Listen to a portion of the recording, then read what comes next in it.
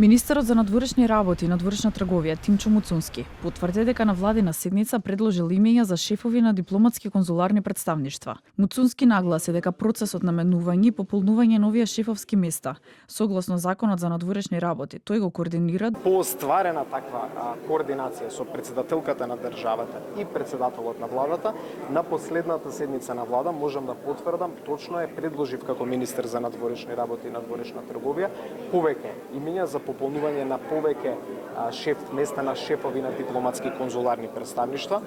Над 60% од новите кандидати за амбасадори и генерални конзули се професионални дипломати од редот на вработените во Министерството за надворешни работи со богата дипломатска кариера повеќе од 20 години. Целокупниот процес е во координација со претседателката на државата Гордана Силјановска-Давкова и претседателот на влада Христијан Мицкоски. Се разбира дека Законот за надворешни работи ја утврдува постапката, таа започнува од Министерот за надворешни работи преку владата, па потоа ќе дојде кај мене.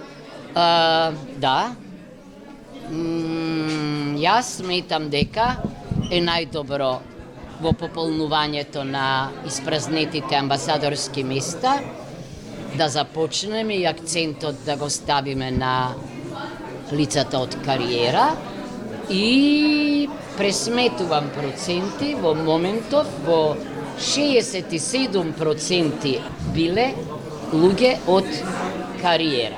Според информациите на ТВ24, завчера на владина седница се одобрил список на нови амбасадори и генерални конзули.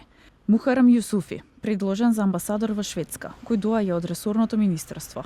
Орхан Муртазани, од функцијата министер за европски прашања, предложен да замине за амбасадор во седиштето на НАТО во Брисел. Поранешниот амбасадор во Украина, Крум Ефремов, предложен за амбасадор во Софија. Во Романија е предложен Габриел Атанасов, од редовите на Министерството за надворешни работи и надворешна трговија, а за амбасадорка во Приштина е предложена Катерина Тодоровска. Линда Салиеска Илјазовска, од ресорното министерство, предложена е за позицијата амбасадорка во Хаг, додека Илина Мангова од позиција од невладиниот сектор е предложена за амбасадорка во Лондон.